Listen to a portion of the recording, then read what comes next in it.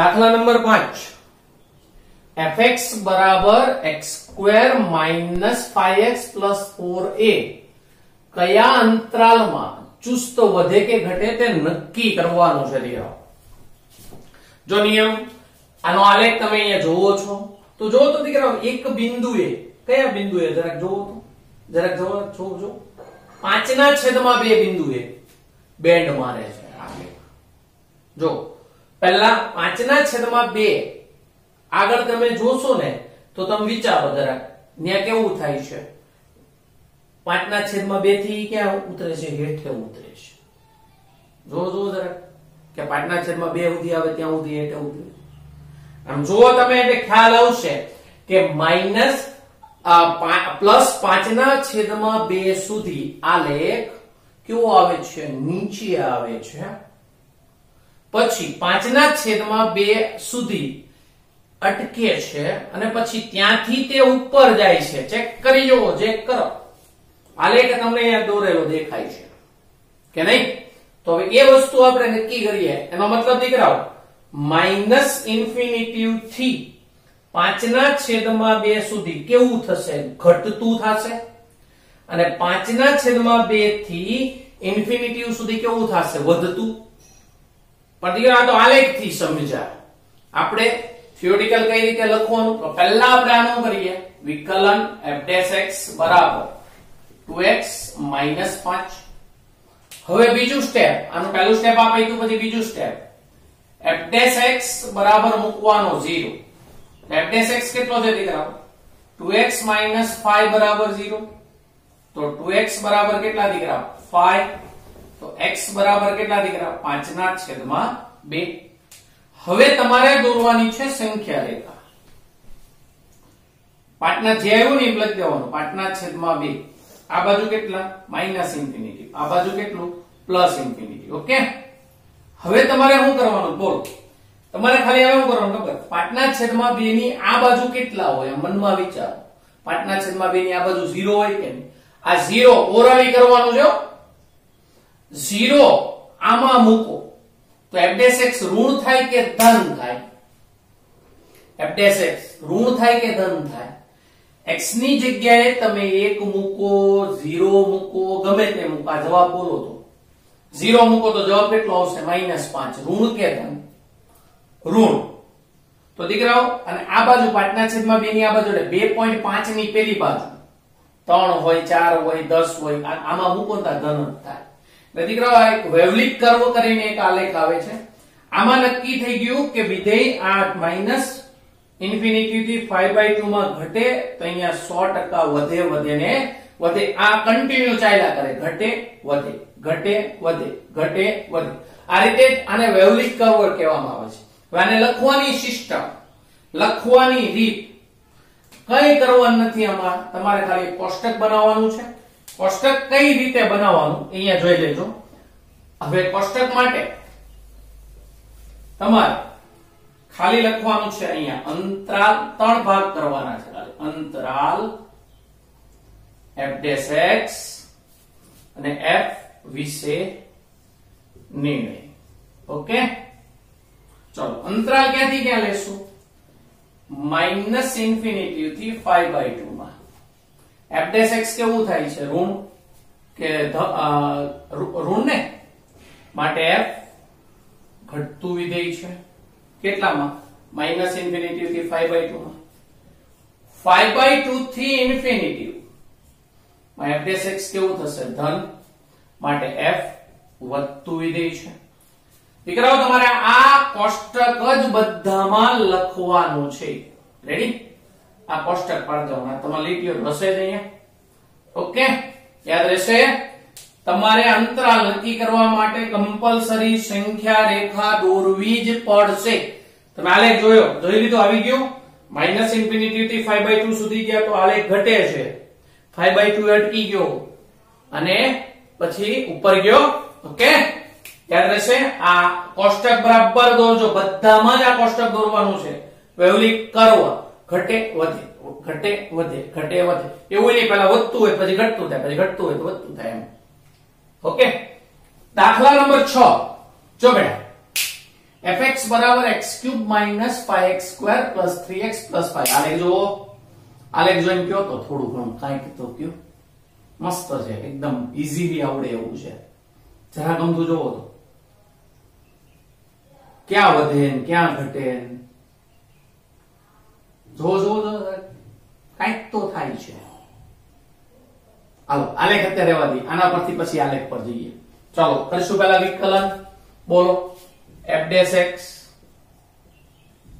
3x² minus 10x વત્તા 3। જો તો દીકરાઓ 43 9 ના એવા ભાગ કરો કે વત્તા થઈને 10 આવે, પોસિબલ છે? હા, નો હોય તો આપણો પૂર્ણ વર્ગ બનાવવાનો। શું બનશે બોલો? 3x² minus 9x minus x વત્તા 3। આ બેમાંથી 3x કોમન, વધે કેટલા દીકરાઓ? x માઇનસ 3, પાછળનામાંથી 1 કોમન, હવે પડી ગયા। હવે બીજું સ્ટેપ, f' બરાબર હું મૂકવાનો છે 0 માટે 3x માઇનસ 1 x માઇનસ 3 બરાબર 0 માટે 3x માઇનસ 1 બરાબર 0 x માઇનસ 3 બરાબર 0 માટે 3x બરાબર 1 x બરાબર 3 માટે x બરાબર 1/3 x બરાબર 3। સંખ્યા રેખા દોરશું આપણે આની। સંખ્યા રેખા પર કેટલા બિંદુ આવશે? 2।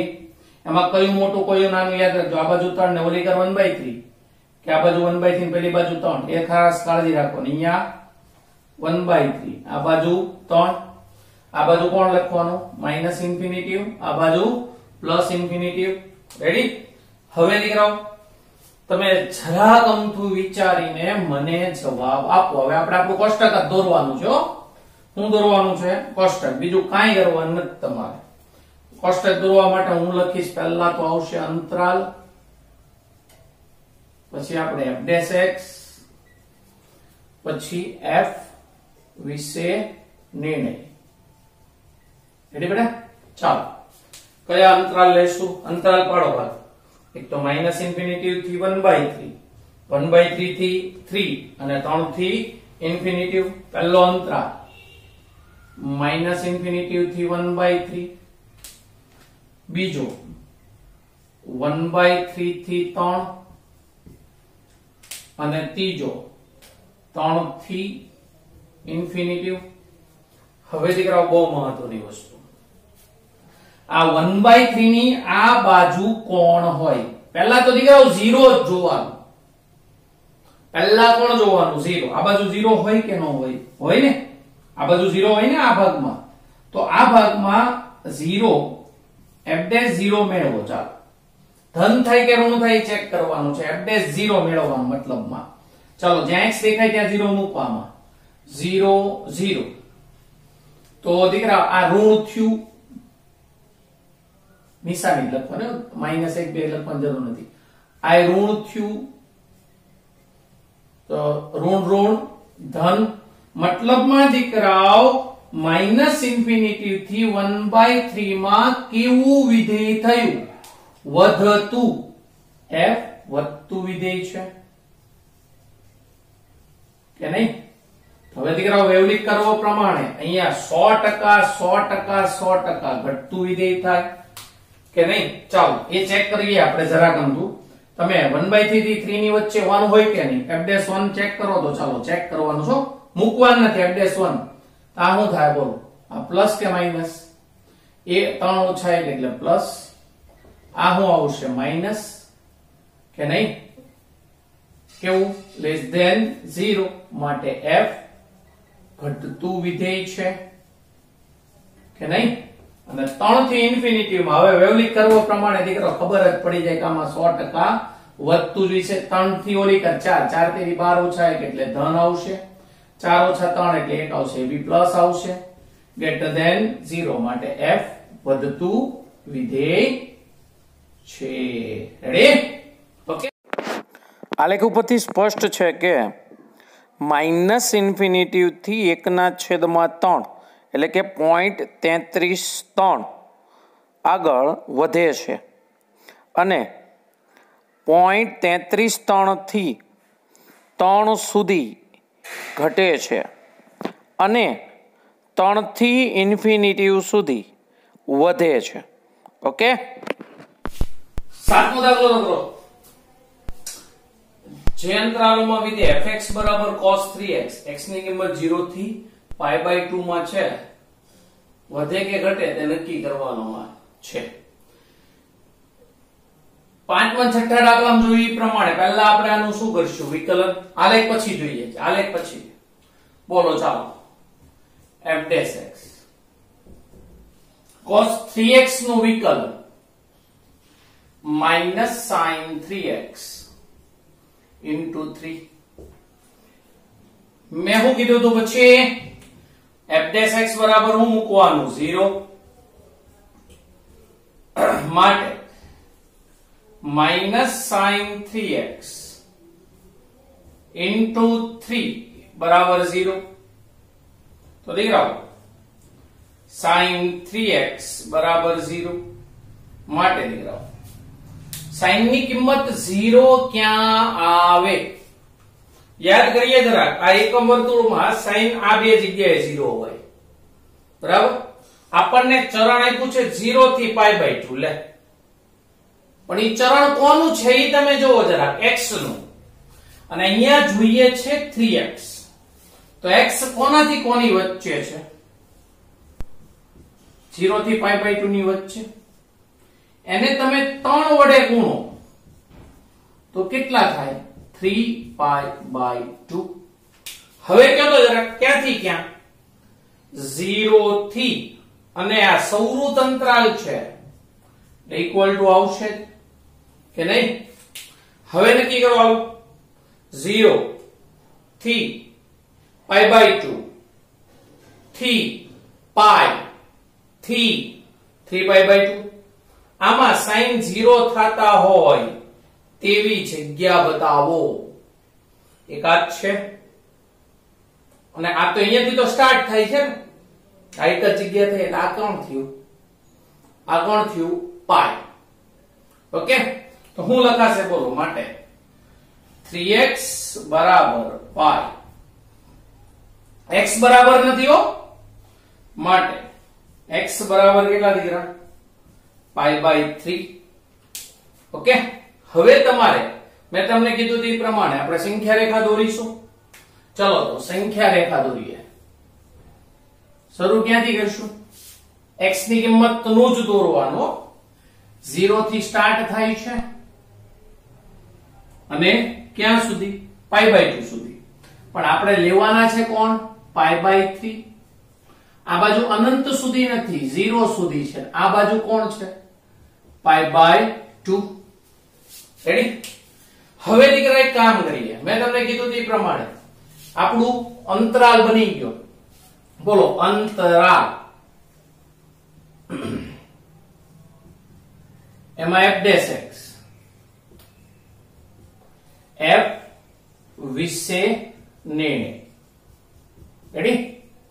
ચાલો અંતરાલ પેલો ક્યાંથી ક્યાં લેશું? 0 થી π/3. 0 to π/3. બીજો લેવાશે π/3 થી π/2. રેડી? ચલો 0 થી π/3 માં દીકરાઓ π/6 હોય કે નહીં? હા કે ના? તો દીકરા આમાં આપણે મૂકો f' π/6. ચાલો આમાં મૂકો f' π/6. આમાં કિંમત મૂકો minus sin 3 into π/6 into 3 minus sin π/2 into 3. આ ધન આવશે કે ઋણ આવશે? કયો તો જરા. sin π/2 1 into 3 3, પણ આગળ શું છે? માઇનસ. એટલે જવાબ કેવો આવશે? માઇનસ. માઇનસ આવ્યો એટલે લેસ ધેન 0. માટે આમાં કેવું વિધેય થશે? ઘટતું. f ઘટતું વિધેય છે. અને આમાં તો ખબર જ પડી જાય અહીંથી આમાં કેવું આવશે? 100% વધતું. f વધતું વિધેય છે. ઓકે, આ રીતે આ દાખલાઓ કરવાના છે. ધ્યાન રાખજો અહીંયા x ની શરત આપી છે ને આપણે 3x માટે વાત કરવાની હતી. તમે જોઈ શકો છો કે આલેખની અંદર cos 0 કેટલા થાય 1, પછી આપણે π/6 મૂકીએ તો શું થશે આપણું cos 3 * π/6 એટલે 3 π/6 * 3 એટલે π/2 cos π/2 0. હવે તમે જુઓ તો ત્યાંથી નીચે ઉતરીને ક્યાં પહોંચ્યા આપણે π/3. π/3 ઉપર કેટલી કિંમત થાય cos π કેટલી થાય -1 અને ત્યાંથી પછી આપણો આલેખ પાછો ઉપર જાય છે માટે π/3 આગળ વધે ઘટે. આ આખો આલેખ જુઓ અને ખબર પડશે કે શું કહેવા માંગે છે. દાખલા નંબર 8 જોઈએ કે ભાઈ fx બરાબર sin x - cos x અને x ની શરત કેટલી છે 0 થી 2π. તો દીકરો આપણે આપણી રીતે બોલો તો f' બરાબર sin x નું વિકલન cos x અને cos x નું વિકલન પ્લસ sin x. એક કામ પતી ગયું. હવે f' બરાબર હું મૂકવાનું 0 માટે cos x plus sin x બરાબર 0 માટે cos x પેલી બાજુ sin x બરાબર minus cos x.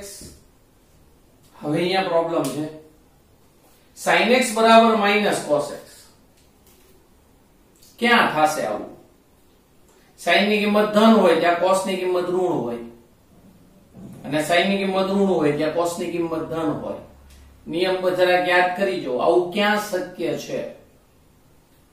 બીજા અને ત્રીજા ચરણમાં કે બીજા અને ચોથા?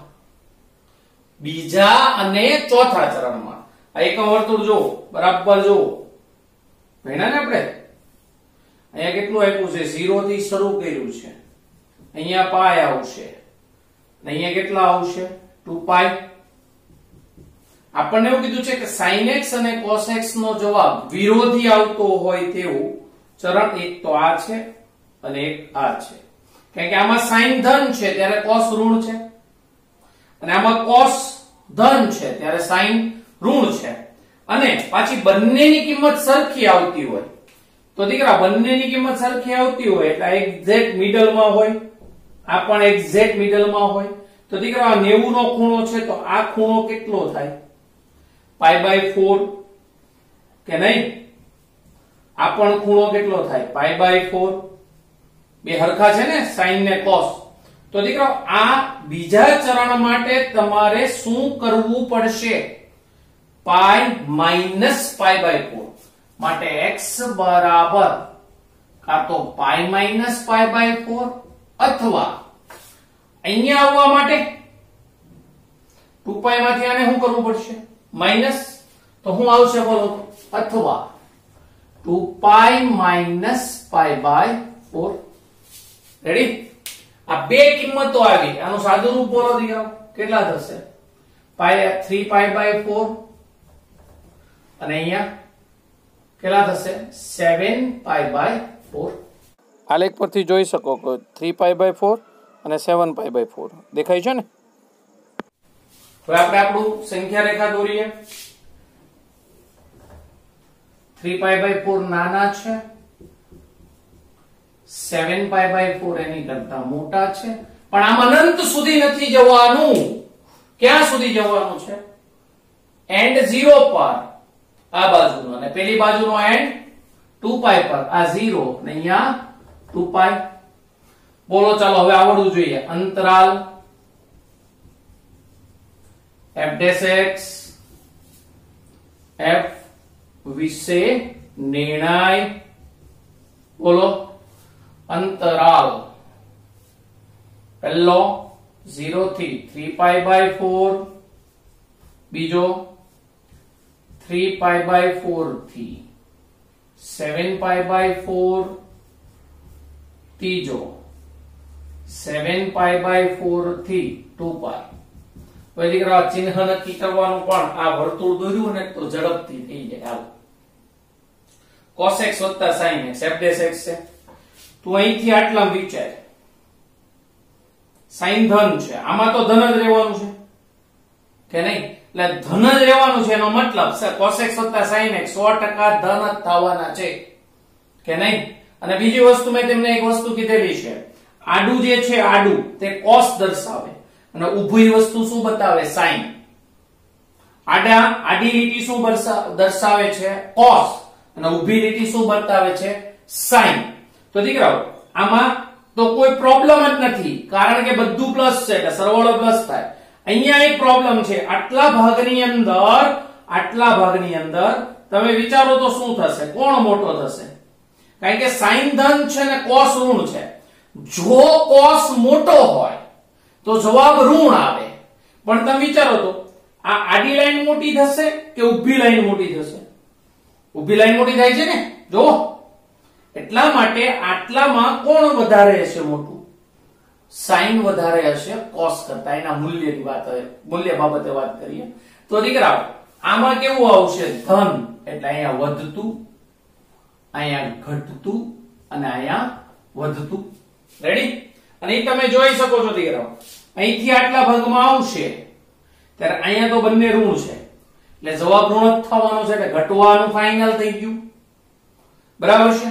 અને અહીંથી આટલા ભાગમાં cos ધન છે, પણ જો cos ની લાઈન મોટી છે sin ની લાઈન કરતા. બરાબર છે? એટલે આમાં કોણ મોટો થાય? cos મોટો થાય. કોના કરતા? sin કરતા. અને cos ધન છે, મોટા પદનું ચિહ્ન. બરાબર છે? તો અહીંયા શું આવશે? આ પ્લસ આવશે, આમાં માઈનસ ને આ પ્લસ. તો f વધતું વિધેય, f ઘટતું વિધેય, f વધતું વિધેય. ઓકે, આલેખમાં જુઓ તો પહેલો આલેખ દેખાય, એમાં 3π/4 સુધી કેવું થાય છે, વધતું જાય છે. અને બીજા આલેખમાં જુઓ 3π/4 થી 7π/4 સુધી ઘટતું જાય છે. ઓકે.